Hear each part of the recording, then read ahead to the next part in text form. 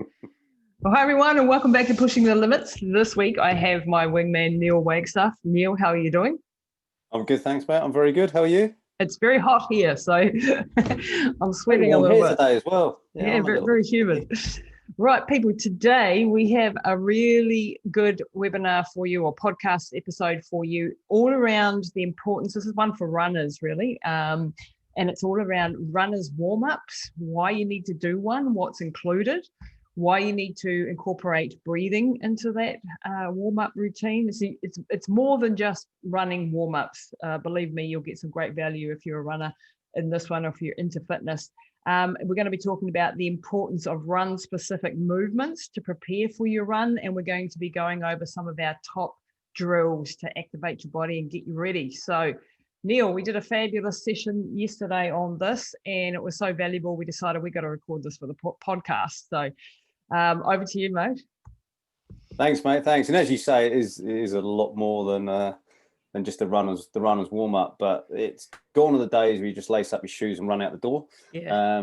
That's what many, we definitely did in the older days, and a lot of our clients that we work with do. A lot of people, as you said in the introduction as well, it's not just the runners; it's in a exercise environment as well. So we put a lot of emphasis on this in the gym environment. So important. There should be some good nuggets for everyone. So the first things first, before you even think about the warm up, is understanding about what we call your bucket of stress. So the bucket of stress, if you want to imagine you've got that bucket sitting in front of you, and within that bucket, there's things that will fill it up. Now, some of those things are going to be what's going on in your daily life. They're going to be your kids. They're going to be your work. They're going to be family. They're going to be other stresses that are happening. And then you layer exercise on the top of it. So with the bucket of stress, it's understanding how full yours is. If you're going to go out and do a high intensity interval run, where you're doing 1K intervals at 80, 90% of your max effort, and your bucket is already overflowing, then that run, those interval runs on top, are just going to cause your body more stress and more load, which will give you a pretty harsh response, which will then result in injuries, niggles, and pain. Yeah. On days where your bucket is full, what you want to be doing is really changing your workout or changing your routine to suit how you're feeling. Okay. Yeah. And you and I have had massive conversations over the years about the bucket of stress. What's your give us your perspective of it and how you manage your routine a little bit differently now. Yeah, and I'm still probably a bad example some days. You're good. You're good work in progress. You're good work in progress. Practice. Do what I say, not what I preach sometimes. But it's really, I have really adopted the fact that it is important to do a warm up when you're preparing for a run, and also to understand what we're trying to get across here is that just because stress is good for your body, running is good for your body, or exercise is a good stressor, if you like, it is still adding to your total stress load. So the level that Neil used to run at when he was not a dad of 3 little children and had a bit more time and didn't have a massive gym and a couple of businesses to run, he could dedicate more intense time to training without breaking himself, if that makes sense. Now, because his energies are split in every which way, he has to be a little bit more careful how he prepares for an event, the time that he takes for it, and the time that he prepares his body. So if your training plan says today you should be going out and smashing a really long run or a really intense run, but you haven't got the resources because you had a really shitty night's sleep and you didn't drink enough yesterday and you didn't eat properly and the kids have been up all night and goodness knows what else, you've got a lot of stress and a lot of worries on your mind, then you're probably not going to get to that adaptation, when you do that training, which is what you're actually doing it for. It's not just about ticking the box because my coach said or my plan said that I had to do that today and I've ticked the box, therefore I am good to go. It is about saying, is my body going to respond to this training session today? Yes or no? Or would I be better to postpone that really intense workout to a little bit later, maybe tomorrow, and I'll get to bed early tonight, and I'll drink well, and I'll hydrate well, and I'll do all the other bits and pieces well, and then I might be a bit more prepared for that. Does that make sense? So you're not doing things when your body is not going to get the adaptations, because that's what training is about. It's not about the actual run where you actually get the results. It's in the recovery phase. So understanding where your body is at, which is a really good segue into our wellness checklist, isn't it, Neil? Yeah, so as you go through as well, as just asking yourself each day where you're at on a number of different things, and things we get with our wellness checklist, and you can all do at home as you listen to this, is a simple scale of 1 to 10. So 1 to 10 on these things we're going to talk about. How well did you sleep? So that's the first one.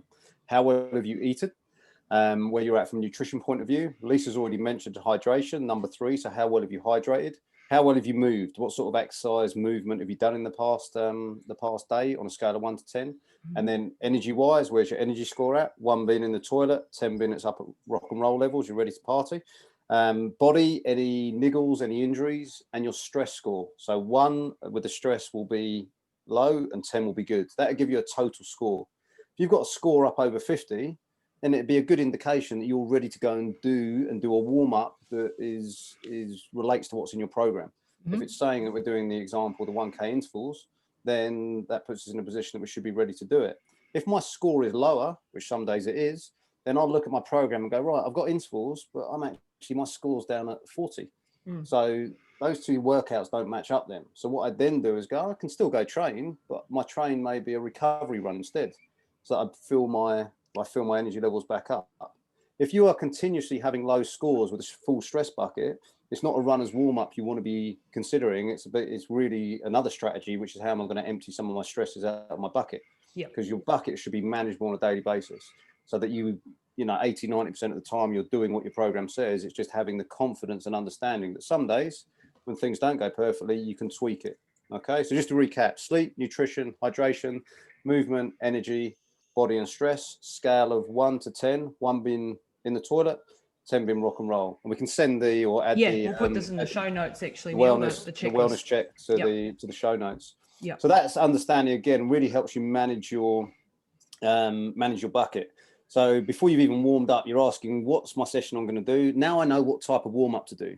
The other bit to consider as well is really, really a little bit about your why.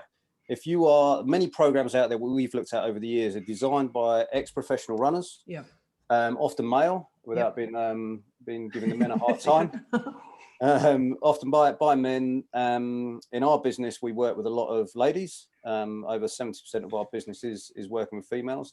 And a lot of our athletes we're working with are mums or dads, and they have got busy work lives, busy family lives. So those programs and running 5-6 days a week just doesn't work. So ask the question as well, what's your why and who are you? So for me, and personally, as Lisa knows, with my 3 little ones, Ellen, Cam and Annie, I love the idea of getting dressed up as Superman. Okay. And we shared a couple of pictures of me dressed up as Superman when we were talking. They're quite hilarious. So it's understanding that what your why is and why you're doing it. I want to be my superhero for my kids. Therefore, the type of workout is different now, as Lisa said earlier, than I was doing in pre-kids. And when I was back in my 30s, then I was thinking more like a professional hardcore athlete and wanted to be doing, so therefore the warm-up's going to be different. So what we're trying to do, and the big thing, especially from Lisa's perspective as well, is how important mindset is. We're really big on that with what we do as well. So understanding what mindset you're going into this workout in. So for me, I'm going in as a superhero, wanting to be a superhero for my kids. Some people who are listening will be going in with a professional athlete mentality. So how you prepare your mind is going to be key when you understand your why before you warm up. There's no need for me to warm up like a professional athlete if I'm wanting to go and warm up like a superhero. It's a different mindset as I do that. Does that make sense? Yeah, it does make sense. And I mean, like, I'll give you an example out of my sort of, day. So if I'm like full on busy with the business all day and I'm sitting a lot at the computer and meetings and blah, blah, blah. And then it comes 5 o'clock and I go, right, I'm shutting the computer, I'm out the door. And if I go out without any preparation, and we've had arguments with people, they say, well, I'll just slowly increase my pace. Isn't that a warm up? No, it's not a warm-up. And I'm still guilty of this on occasion because you're like, you've got half an hour and you've got to get out the door and you don't want to do a warm-up and so on. But there's a couple of pieces missing out of that puzzle, and there's some really important reasons why you want to shift your mind. You've been in work mode all day, and now you got to, oh my gosh, you've got to go and train. And the last thing you feel like when you've been sitting for hours in a static position is to go and do a full-on workout. So you have to change your mindset, because you can fail before you get out the door. And a lot of people have this argument with themselves every single day. It's like, that's on my list, but I'm knackered from work and I don't feel like going out the door, and I just want to go home and eat a packet of chips and sit on the couch. And so there's a couple of tricks that I use to get myself out of that thought process.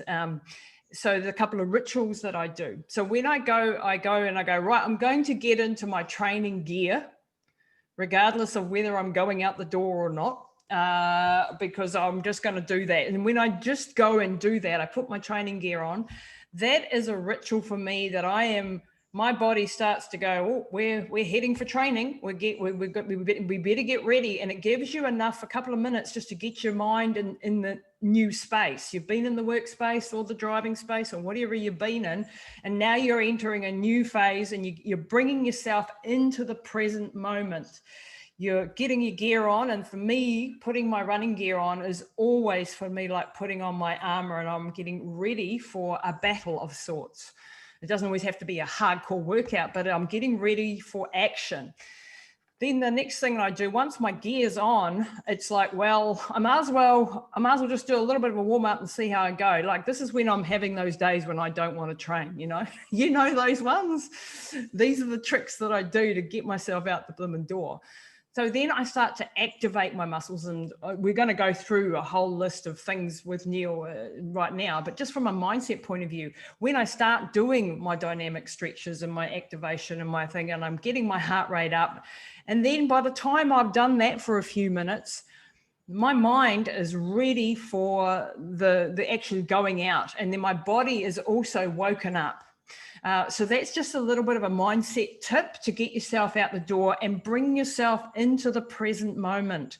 We also like to incorporate in that some breathing exercises. So we could talk for hours on breathing. There is so much to learn about breathing, but just to give you just a simple, quick exercise that you can do before you go out. So you've just come from work, you're going to do a box breathing exercise where you're breathing in for 4 in the inhale, holding it for 4, out for 4 with the exhale, a nice strong exhale, and then holding it for 4. And you just do that box rhythm for maybe 3, maybe 4 breaths. And in that time, close your eyes, center yourself into your body, start to feel your heart pumping, start to feel, how do my arms and my legs feel? And you're just pulling your focus in. And then you'll be ready once you've opened your eyes, you'll be ready to get underway or get your warm-up sorted. So those are just a couple of little quick mindset tips to help you over that hump, whether it's in the morning and you get out of bed and you're going training, or after work, or whatever the case may be. Perfect, Luce. That's gold. With the breathing, just to add in as well, it's often when you've just not just flipping the mindset, you're also flipping things like the diaphragm. A lot of the time, if people have been in a sympathetic state throughout the day, which a lot of us are throughout the day now, then if we go out for a run and we're breathing through our upper chest and breathing through our shoulders, a lot of people we get massive results with just by them realizing that they can breathe properly into their lungs, and they're actually going out with not having enough energy to run because their breathing pattern's off. So getting that breath going, and as Lisa said, with the nasal breathing is a great thing to add in, and a very simple thing to add in as well. And as we go through this, we haven't even got to the movement part yet, and we've already had quite a long discussion. So what we want people to realize is we're creating a toolbox for you. So that's a toolbox of things that you'll be able to pull out when you need them. Some of you won't need the breathing as much as others, depending on what else has happened in your day already. It's a great thing to do, but some of you may find you've had quite a relaxing afternoon before you go run, and you're already breathing very nicely. So you don't need to use the breathing as much as someone that's been in a stressful situation for the afternoon, or is in a very sympathetic state before they head out. So it's so just briefly on the sympathetic, and I think I've covered this in a couple of podcasts, but just to recap, Sorry, tip the computer over. You have a parasympathetic and a sympathetic nervous system. So you, when you're in a sympathetic state, what we're meaning by that is that you're in a hypervigilant, alert, stressed out state where you are producing quite a lot of stress hormones. Your cortisol levels might be up, your adrenaline might be up, and your heart rate might be up, and your breathing very often is in the upper third of the chest. And this is telling your body, I'm in fight or flight mode. There's dangerous things happening to me, even if those dangerous things are just emails and a shitty telephone call from the boss. Yeah, that isn't necessarily a lion or a tiger that used to be chasing us when we were back in the caveman days. But it's the same response in the body. And so what we wanted to do with this breathing exercise is to doing some diaphragmatic breathing. So that's breathing into the belly. And we're going to do sessions on breathing because honestly, that's a couple of books worth. But it's all about flipping it, getting that sympathetic nervous system activated. So you have nerves in the bottom of your lungs. And when you do very good, strong exhales are really important, and breathing in with the diaphragm, you're actually activating those nerves at the bottom of the lungs and turning on that parasympathetic state. Now, that parasympathetic state is all about rest and digest and recovery and immunity and all those repair processes. Now, we are going into an exercise situation.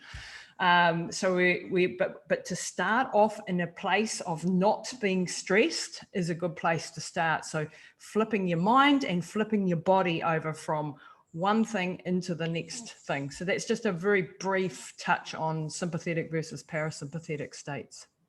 Joel, thanks, Liz. So the next piece the next tool in the toolbox is going to be our rolling or our myofascial release. So the tools we use for this are our spiky balls, one of our favorites, our rolling stick, which is like a rolling pin, and a foam roller. Easy wins and low hanging fruit are always going to be your feet, because they spend most of the day wrapped up in a shoe, and generally our feet don't move as well as they should. Our feet should ideally move like our hands do, and our toes should move like our fingers. For most of us, they don't. So getting them out, getting them exposed to more neural stimulation and releasing any tight bits in the feet and getting them moving more freely makes a massive difference. Can you explain the neural stimulation? I think it's a really why they're activating those fibers in the feet is the connection to the brain and the coordination and connection to the brain. One thing to do is it's like waking your feet up. So if I spent all day with my hand, for example, in a big glove, and deprived it of senses and deprived it of being able to feel and touch things, I'd lose connection with what was going on around me. So I start to lose connection with understanding what was hot, what was cold, and what things should feel like. If I can have that stimulation through my foot, and the great thing with a spiky ball, we're not going to smash it, is it starts to wake the foot up again. So all I'm saying is, wake up, wake up. I'm sending messages from my feet through my nervous system up to my brain going, that's how I move my big toe. That's how, and big toe with running, real important, but that's how I move it. And that's how my other toes move.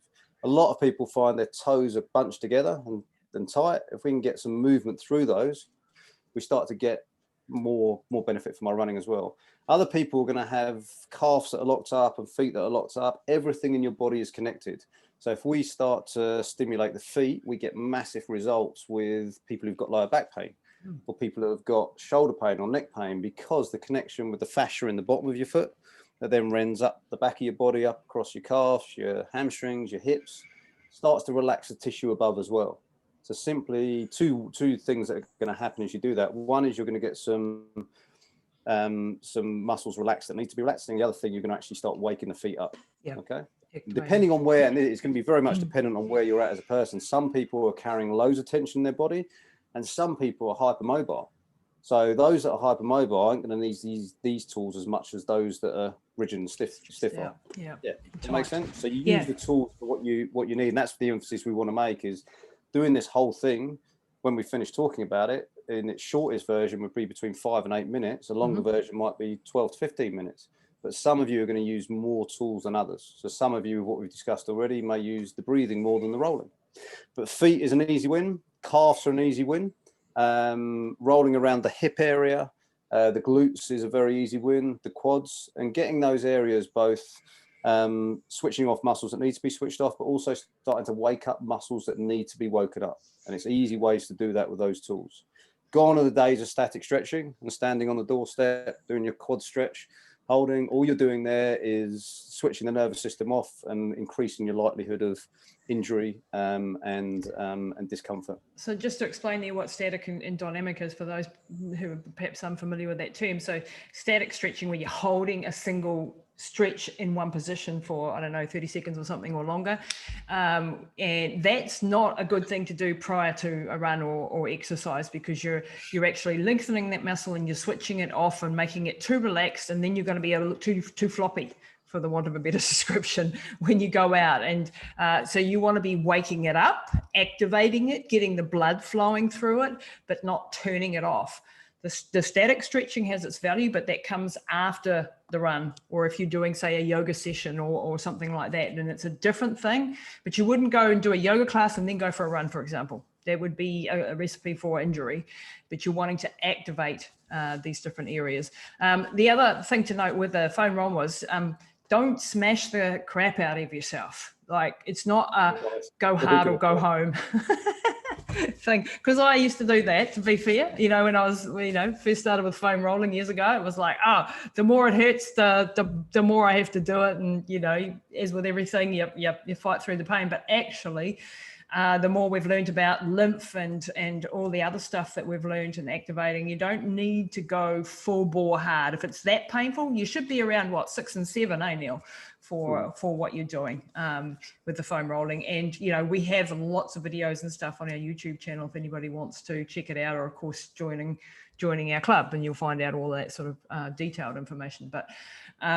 so that's the activation piece. So your hips, your calves, your feet, a good place to start. Some good techniques, just simple techniques to work with, are release with awareness. So we've already talked about breathing. If you find a sensitive spot, you can apply some pressure to that, getting no more than a sort of 6 or 7 out of 10. Use your breath in through your nose, out through your nose, to actually release. Your nervous system is already talked about, and your body's fully connected. So by using my mind to tell my brain and to tell my foot or the muscles in my foot to switch off or switch on, I can have that control over my body. I'm using the spiky ball to stimulate it, which gives me something to feel. And then I can say, right, wake up or tone down. So use the breath with awareness, or release with awareness, by using the breath to actually switch things off. If something feels tight, you can imagine the muscle actually switching off, toning down, almost like it's got a volume button on it, and you're turning it down. Okay. Yep. Next technique, which is a good one, is a pin and stretch. So if you find a niggly spot, if we're thinking about rolling the calves, I'm sitting on the floor with my calf leg up on a roller. If I find a niggly spot, then I can actually pin it, and then I can move my foot backwards and forwards. So I'm pinning and then stretching by moving my foot in and out of plantar and dorsiflexion. Okay. And then actually flushing the muscles as well is another great technique, where we're rolling lightly up and down and across the muscle. And a great way to almost like imagine like your muscles like a sponge, where you're wringing it out and then putting it back in a bucket of water so it can absorb again, and wringing it out. So actually flushing it out and getting fluid moving backwards and forwards. Yeah, and lymph and so on. Yeah, no, that's key. All right, gold. So next on our list. So now we've breathed. We've worked out where we're at. If we come back from the top, we've worked out where we're at from a mindset and breathing. We've rolling, now rolling, and now we're going to look at that the body is all connected. So we're going to look at our fascia. So the body is connected. Again, like static stretching, gone are the days where we should be looking at the body in isolation and looking at warming up or moving specific muscles like our chest on its own, or our biceps or triceps on their own, or our thighs on their own. The body is connected from toes to head. So the fact that it's connected from toes to head, and there is fascia lines that are running right across our bodies, front, side, back. We want to be in a position that the movements we're doing in our warm-up should help open, lengthen, move. You imagine your fascia like a superhero suit. I love talking about superheroes. Superhero suit, and you can that superhero suit should move easily, and you should be able to move easily in it. So what we're doing with these big fascia movements is you want to be in a position where you're getting that superhero suit just to fit a little bit better and fit a bit more comfortably. And as you do that, then it fits more comfortably. So when you start running, you're running more freely. We haven't got any sticky bits. Okay. So what is fascia? So like, just explain a little bit, you know, in 2 seconds. It's like the chicken skin. It is, I know, it's like each of these subjects we could do an hour on, seriously, but the fascia, so we all know we've got ligaments, we've got tendons, we've got muscles, but a lot of people really have a struggle. What the hell's fascia then? And what do you mean it's all over my body? And you get it, like, you know. Connects absolutely everything. So in 2 seconds, fascia connects everything. It will connect the tissue, like you described, the chicken skin on chicken. Yeah. It's at a superficial level. It connects muscles, it connects bone, it connects your vital organs. So if there's anything locked up in any of that fascia, and it's almost like a web, if you look at it, if you want to Google there's a good fascia analogy. And have a look at it, and depending on what parts of your body you're looking at will depend on how dense that web is. It's a Spider-Man suit, but it's like a spider cobweb suit. exactly that. So you want that to all move freely. If I've got something that's locked up and my fascia's sticky, or it's not moving as well as it could, then it could be that I've got a shoulder pain on my left shoulder that's actually coming from my right foot. Yep. So it's looking at, and all we're doing with these big fascial movements and looking at our myofascial lines, and very simply speaking, the anterior, posterior, and down the side of the body as well, is starting to get that suit to fit more comfortably and starting to iron out any of those sticky spots. Now, if you find that as you're moving through some of these movements, that you find that you are stickier in some areas than other, it starts to let you know that you've got some imbalances there. Now, on top of that, as part of the dynamic movement, you then want to add in some run-specific movements. So if I'm going to run, I'm going to be spending time on a single leg. Mm-hmm. So I want to, in some point in my warm-up, I want to be doing something that ideally is on a single leg and is involving opposite arm and opposite leg, like running wheel. Mm-hmm. So the warm-ups and dynamic movements we include as part of our warm-up will include stuff that resembles running, gets blood flow and heart rate up, gets tissue open and ready to move and work, and gets me ready for the run. So when I get into the run, I'm not spending the first 2 or 3K trying to iron myself out, open up my fascia. I'm actually running comfortably because my body is now awake. My blood pressure, heart rate, breathing rate, and tissue are all up and warmer, and I'm in a position where I can move more freely. Yeah, that makes sense. Yeah. So without having been able to show you visually here how to do the exercises, what we are working on is getting a little some sample runners warm-ups to do that will show you some of the dynamic movements that we're talking about here to open up and get that fascia going. We haven't got that organised yet, have we, Neil? Hopefully by the time this comes out, we might have something, or coming soon, to give you a bit of an example of the types of things that we're talking about here. So just to recap from the top, once again, because it sounds like a hell of a lot to do before every single run, but actually we're talking 5 to 8 minutes, or if you're doing that's the other thing, if you're doing a super intense workout, you need to warm up longer. Like today I did an interval session, so I spent more time on the rolling and the activating and the getting the heart rate up and doing the drills, which we'll cover in a second, and before I actually went hard, because I don't want an injury. And the harder the training session is, the more I'm going to be engaging all my muscles to sprint. Then I need to have everything at operating temperature. If you think about a car on a winter's morning, if you turn the motor off and then jam your foot on the accelerator and tear off, what's going to happen? Your car's not going to be very happy with you because it hasn't been able to warm up, get the blood going or the petrol going or whatever it is in a car. And get it up to warmth, get it up to speed before you go flat tack, if that makes sense. So, so we've done the mindset, changing your mindset, putting your gear on, getting your head in a good space, tricking yourself into just getting out the blimmin' door for starters. Then we've covered off some breathing. We've covered off some activation exercises, rolling the feet, rolling the calves, rolling around in the hips, with the foam rollers and the balls. Then we've gone and looked at some warm-up exercises, which is activating all your fascia, getting your heart rate up and so on. And the last piece of the puzzle, and this should all take you 5 to 8 minutes, 10 minutes if you're doing a hard session. The last part of that puzzle, Neil, what's that? Is the drills. So we do some run specific drills, like I was saying, with the dynamic movement, and this becomes part of the dynamic movement. So there's quite a lot of crossover here anyway. Yeah. It is part of that movement. So things like we were talking about opposite arm, opposite leg movement. So things like some of our favorite ones are simple things like ball of foot hops, which is like a skipping movement where we're just bouncing, landing on ball of foot with the heel kissing the floor. So warming the body up, starting to get the elasticity in the muscle doing the job it should. And getting ourselves ready to roll. We use some other run specific movements like our forward lunge, which is a simple opposite arm, opposite leg movement, where we're starting to really work on the pull of the leg and the action of running. And then another good one that we get some great results with is our karaoke, which is a crisscross of the legs. And you can Google karaoke and have a look, and you'll see that. Or we've got videos of these drills if anyone wants them. Yeah, please let us email us. Please let us know. And the whole idea of these is that, again, everything, hips are open, heart rate's up, blood pressure's up, we're ready to move, and we've done some movements that are run specific. So when we go run, we're actually ready to run. So to break it down and give you an example of what my normal warm up would look like, I'll always roll my feet. Okay, I'll always go through my breathing. Sorry, I go through my breathing at the start. I'll then go through and roll my feet. I'll roll my my calves, and I'll roll across the top of my hips and up either side of my back. So they're my go-tos.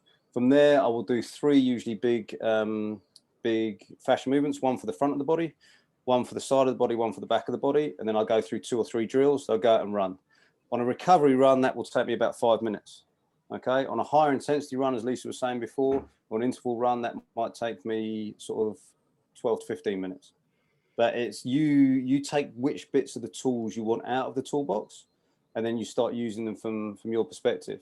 The other bit to throw in the mix finally is just looking as well. I'm a big fan of using music. We've talked about this quite a lot before as well, Lee. So music helps me with cadence. So if I'm doing an interval run, I find music really helps me with cadence to help me keep my cadence up. If I'm doing a recovery run, then I don't enjoy using music as much because I'd rather hang out and get more of a meditative state and chill out from there. So thinking as well about what's on your playlist. Does music motivate you and help add to the mindset, or does silence help add to the mindset? Working out what you need for each run, and should it be part of that session. I use music often in my warm-up, and the music I choose for a recovery run is significantly different than one I use when I'm warming up for an interval run. One's going to be really lifting me intensity-wise and mindset-wise. The other's going to be letting me know that this is going to be cruisy, it's going to be laid back, it's going to be about recovery. So using those tools as well can make quite a significant difference. Yeah, because it's all about it's all about the mind part of the puzzle, really. You put a I don't know, Thunderstruck on when you're trying to do an interval session, and you're like, you're amped up and you're going for it, and the cadence helps you and so on. And that's using your body to activate those, in that case, you're activating some adrenaline and getting that going, which you need for that session. And then, you want to calmer ones if you're just doing a recovery where you don't want to be smashing yourself and you just want to be cruising, then you want a more cruising music. But just on that note, though, just be aware if you're in traffic. It can be really dangerous, and I've been hit by a car because I had bloody things in my ears, and I was unaware of the traffic around me. So just being a little bit cautious if you are out running on roads and crossing streets, especially when you come to intersections and you can't hear that car coming around the corner. And pick what you're doing and where you're doing it. Yeah, be aware of your environment. Looking, then you should have that toolbox in place now. Looking at what you're currently doing, who you are, and how much of in a warm up, what percentage you use each tool for will be quite different for each person. So as we said at the start, some people will need to spend more time breathing. Some people may need to spend more time rolling. Others may need to spend more time with the dynamic warm up. You'll all do a little bit of each, but it's going to be, the percentage will be different. And when you use each tool is going to depend on what you're doing, what's on your program. And one other point there is that you will have, and I promise you this, a much more fun run, and you'll enjoy it more if you've put the time into this warm-up piece of the puzzle. Because I know, and a lot of us are under time pressure and stress, and we've got like, I've got 30 minutes, I've got to get my run in today, that's all I've got. I don't want to spend 10 minutes warming up. Okay, negotiate with yourself and try and do at least 5 minutes, because it's better to get that 5 minutes, because that other 25 is going to bring you more than that extra 5 minutes of running, if that makes sense. Because if you talk to runners, most people, and if you're a beginner, you might not be aware of this, but the first 20 to 25 minutes are absolute crap for everybody all the time. You know, it's very rare when you just run out the door, if you haven't warmed up, that you'll be enjoying yourself, and your body will be stiff, and it'll be sore, it'll be not activated, you won't have a good posture, you'll feel like your heart and your cardiovascular system hasn't woken up. All of that can be avoided if you do all of this in the preparation. It's like laying a foundation of a house. If you do it on quicksand, you're not going to have a very stable house. If you do it on concrete and you put your foundations and your piles in properly, you're going to have a house that stands for a long time, and you're going to enjoy your run a lot more.